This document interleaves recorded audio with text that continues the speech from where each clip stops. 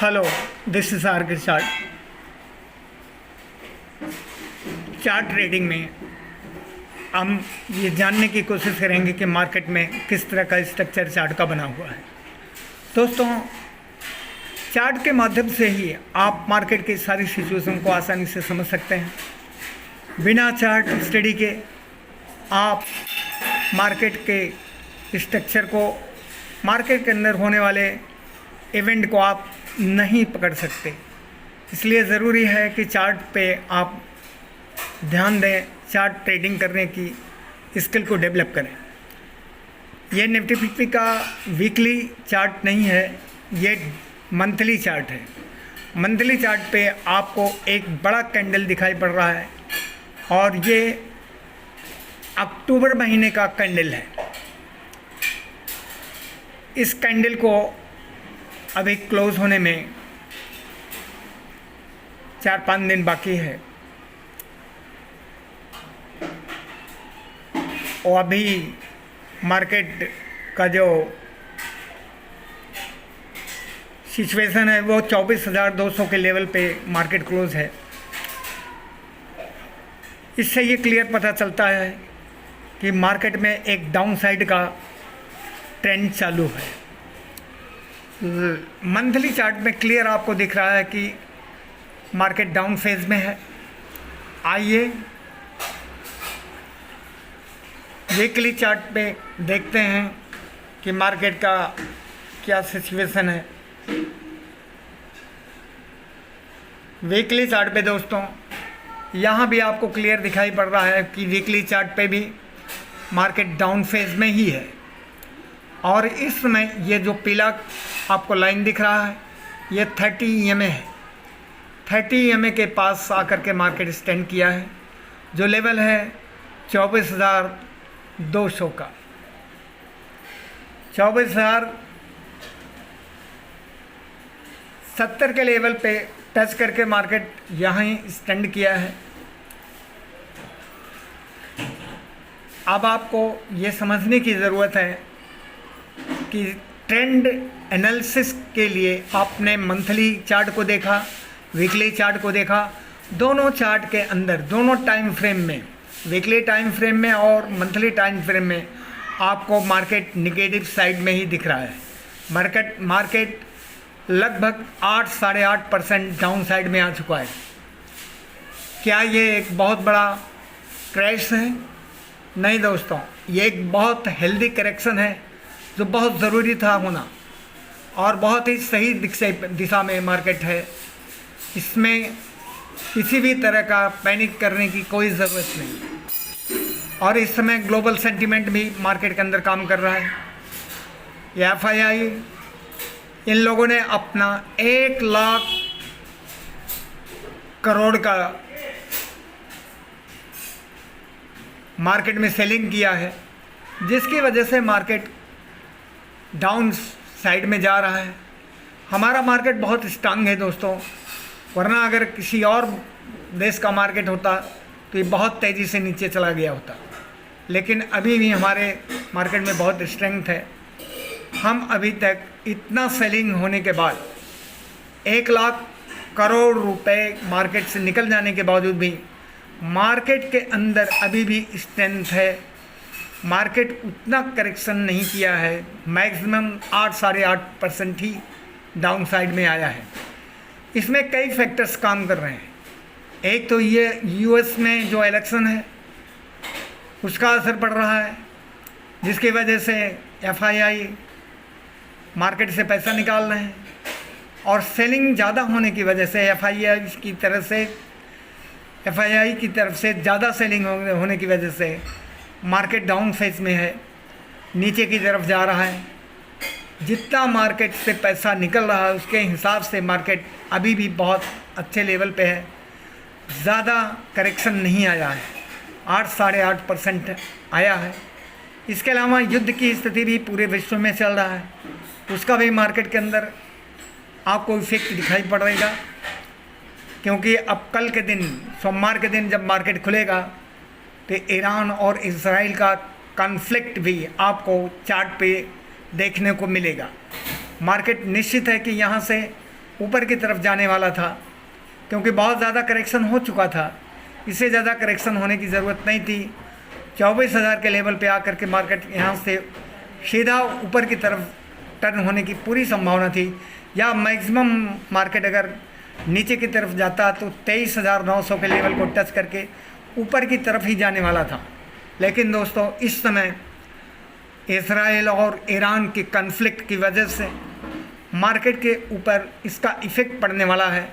अगर ईरान ने किसी तरह का रिटेलिएशन किया तो निश्चित है कि ग्लोबल मार्केट की सिचुएशन ख़राब होगा, ग्लोबल माहौल ख़राब होगा, उसका इफेक्ट मार्केट पे पड़ेगा और मार्केट का जो चार्ट का स्ट्रक्चर है वो पूरी तरह से डैमेज होते हुए आपको दिखाई पड़ेगा। कम से कम ये इस लेवल पे आकर के जो 22,000 का लेवल है, यहाँ तक मार्केट आने की पूरी संभावना है। अगर ग्लोबल वार का इफ़ेक्ट मार्केट के ऊपर पड़ता है, चार्ट का स्ट्रक्चर ख़राब होता है, तो मैक्सिमम मार्केट 22,000 के लेवल पे जा कर के रुक सकता है। और अभी इस समय मार्केट 24,200 के लेवल पे है।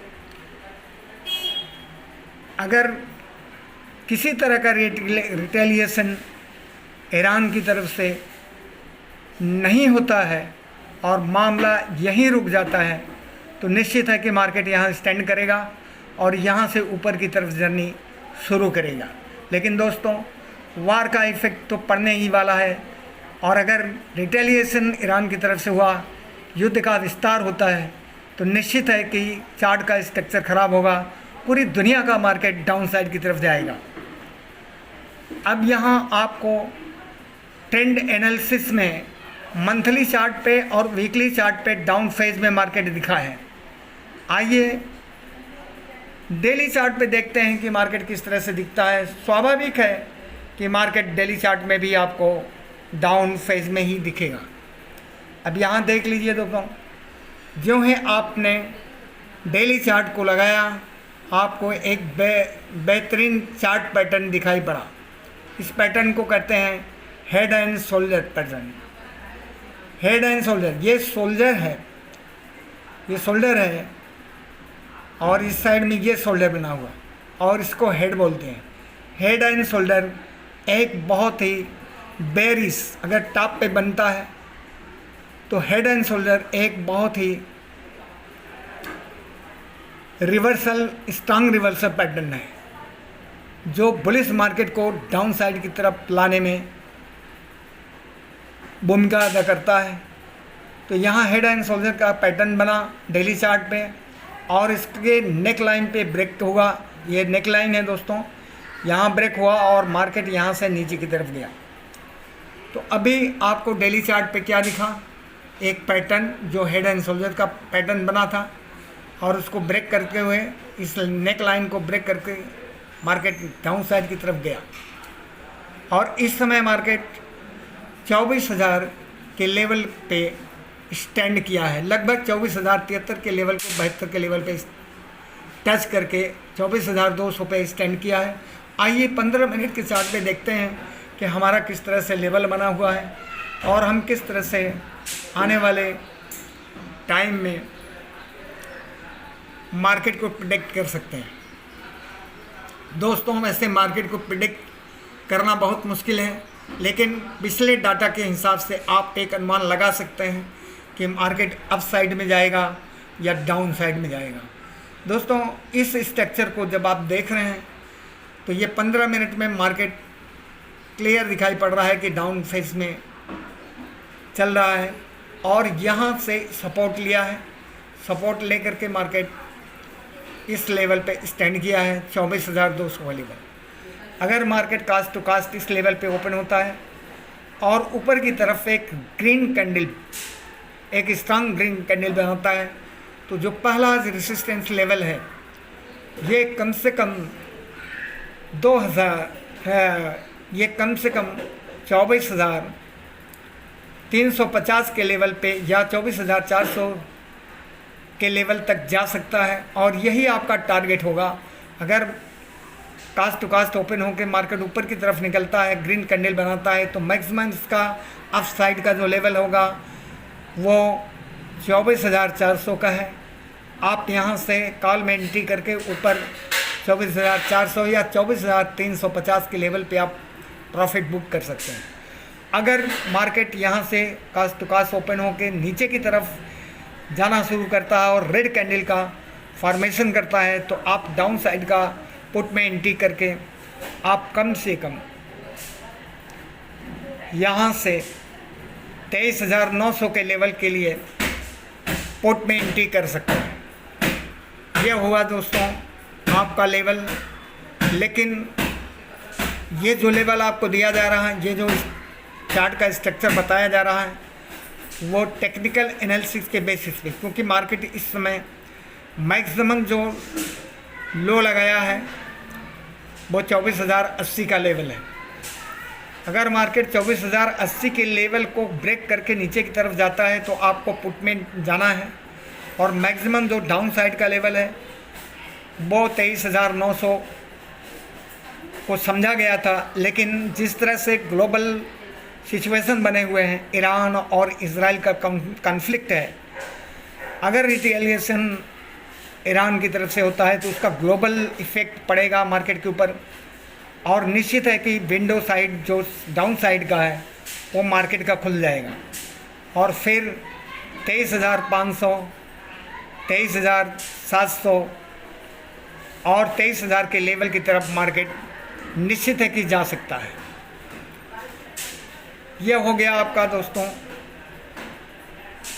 निफ्टी 50 का चार्ट एनालिसिस। इस तरह से दोस्तों आप लोगों को चार्ट एनालिसिस करना है और मार्केट में सदैव धीरे धीरे सीखते हुए आगे बढ़ना है। यहाँ जो भी आपको चार्ट एनालिसिस बताया जा रहा है दोस्तों, ये केवल एजुकेशनल पर्पस के लिए है। आपको केवल एजुकेशन देने के लिए या चार्ट किस तरह से रीड किया जाता है उसको सीखने के लिए है, न कि यहाँ ट्रेडिंग करने के लिए, न कि यहाँ आपको सेलिंग या बाइंग करने के लिए। सेलिंग और बाइंग का कोई रिकमेंडेशन यहाँ नहीं दिया जा रहा है। जो भी आपको यहाँ बताया जा रहा है चार्ट के एनालिसिस के विषय में, वो केवल एजुकेशनल पर्पज़ के लिए है। आइए दोस्तों कुछ एक दो स्टॉक के विषय में देख लेते हैं, क्योंकि इस समय मार्केट कम से कम 8 से लेकर के 8.5% डाउन साइड में है। काफ़ी गिरावट हो चुका है मार्केट के अंदर। फिर भी दोस्तों कुछ ऐसे स्टॉक होते हैं, कुछ ऐसी कंपनियां होती हैं जो बहुत तेज़ गिरावट में भी वो अपने स्ट्रेंथ को दर्शाती हैं। जिन कंपनियों में स्ट्रेंथ होता है, जैसे मार्केट बहुत ज़्यादा गिर चुका है, ऐसी स्थिति में जो शेयर या जो कंपनी का शेयर बहुत कम गिरावट करती हैं वो कंपनियां बहुत स्ट्रांग होती हैं दोस्तों। और ऐसी कंपनियां बहुत तेज़ी से ऊपर जाती हैं जब सारे हालात ठीक होने लगते हैं। तो ऐसी कंपनियों को आइए थोड़ा सा देखते हैं कि वो कौन कौन सी कंपनी इस गिरावट में भी अपने स्ट्रेंथ को दर्शा रही हैं। पहला जो कंपनी है दोस्तों, ये कंपनी है लुपिन। ये आपका दवा बनाने की कंपनी है दोस्तों। ये लुपिन कंपनी है। इसके शेयर को अगर आप देखें, आइए इसको मंथली चार्ट पे लेके चलते हैं और मंथली चार्ट पे इसका स्टडी करते हैं और देखते हैं कि इसको किस तरह से ये स्ट्रक्चर बना हुआ है। अब ये मंथली चार्ट है इसका और इस समय ये ऑल टाइम हाई पे है, ऑल टाइम हाई के नज़दीक है। आप देखें कि पूरे मार्केट में गिरावट 8.5% तक हो चुका है, लेकिन इस लुपिन कंपनी में इतना गिरावट नहीं है जितना कि मार्केट में है। तो इस तरह की कंपनियों को आप ढूंढें और ढूंढ करके ऐसी कंपनियों में आप इन्वेस्टिंग करें। दोस्तों इन्वेस्टिंग से ही शेयर मार्केट में पैसा बनता है। अगर आप ट्रेडिंग करेंगे तो ट्रेडिंग के लिए आपको कम से कम यहाँ बहुत मेहनत करना पड़ेगा और उस तरह के स्किल डेवलप करना पड़ेगा। इसमें समय लगेगा और बहुत सारे लॉस करने पड़ेंगे। और कुल मिलाकर के अगर देखा जाए तो ट्रेडर्स हर समय नेगेटिव में ही रहते हैं। बहुत कम लोग हैं जिनका रेशियो बहुत नॉमिनल है, वो न के बराबर हैं जो प्रॉफिटेबल हैं। इसलिए अगर प्रॉफिटेबल होना चाहते हैं तो मार्केट में कम से कम आप समय दें, बहुत कम समय दें, क्योंकि जो लोग एक्टिव रहते हैं मार्केट के अंदर वो ज़्यादा पैसा नहीं कमा पाते, ऐसा लोगों का कहना है। और जो आलसी लोग हैं मार्केट में शेयर खरीद करके छोड़ देते हैं, भूल जाते हैं, वो निश्चित है कि यहाँ से पैसा बना के निकलते हैं दोस्तों। उनकी पुश्तें आज़ाद हो जाती हैं पैसे से, लेकिन वो हर समय परेशान रहते हैं। जो लोग हर समय एक्टिव मार्केट में एक्टिव पोजीशन बनाए रहते हैं, हर समय जो लोग मार्केट में एक्टिव रहते हैं वो कुछ न कुछ हर समय बेचने खरीदने का काम करते रहते हैं, जिसकी वजह से ज़्यादा उन्हें ट्रांजैक्शन टैक्सेस ही भरने में पूरा उनका प्रॉफिट चला जाता है। और जो लोग इन्वेस्टिंग करके छोड़ देते हैं और इंतज़ार करते हैं, वो निश्चित है कि यहाँ से पैसा बना के निकलेंगे। मार्केट का ये स्वभाव है दोस्तों, कभी अप होगा कभी डाउन होगा। कभी मार्केट 10% डाउन जाएगा, कभी 20% डाउन जाएगा, कभी 20% ऊपर जाएगा, कभी 40% ऊपर जाएगा। ये मार्केट का स्वभाव है। इसलिए मार्केट के अंदर आप इस तरह के हेल्दी करेक्शन से कभी भी पैनिक नहीं करना चाहिए और हर समय इन्वेस्टिंग में बने रहना चाहिए। लॉन्ग टर्म के लिए इन्वेस्टिंग करो और सारे टेंशन से आप मुक्त हो जाइए। यह देखिए कि हम स्ट्रांग कंपनियों के शेयर को किस तरह से आइडेंटिफाई करते हैं, वह एक तरीका बता रहे हैं। इस तरह के आप मार्केट के अंदर चार्ट को एनालाइज करें, कंपनियों को ढूंढें जिन कंपनियों का शेयर बहुत कम गिरा हुआ है इस समय। उन कंपनियों में आप जब इन्वेस्टिंग करेंगे तो जब हालात बहुत अच्छे होंगे, मार्केट ऊपर की तरफ जाने शुरू करेगा, तो ये कंपनियां सबसे ज़्यादा इन कंपनियों के शेयर में प्रॉफिट बनना शुरू होगा, क्योंकि ये कंपनियां इतनी बड़ी गिरावट में भी अपनी स्ट्रेंथ को दर्शा रही हैं। ये बहुत ही स्ट्रांग कंपनियां हैं जिनकी शेयर मार्केट में इतनी बड़े गिरावट के बाद भी अपने स्ट्रेंथ को दिखा रहे हैं। तो ऐसी कंपनियों के शेयर को आप फाइंड आउट करें और इस तरह की कंपनियों में आप अपने 4 साल 5 साल या साल भर के लिए इन्वेस्टिंग करके छोड़ दें दोस्तों। निश्चित है कि आपका यहाँ पैसा बनने वाला है। थैंक यू दोस्तों, मिलते हैं अगले वीडियो में। तब तक के लिए धन्यवाद। चैनल को सब्सक्राइब कीजिए, शेयर कीजिए और कमेंट कीजिए। Thank you.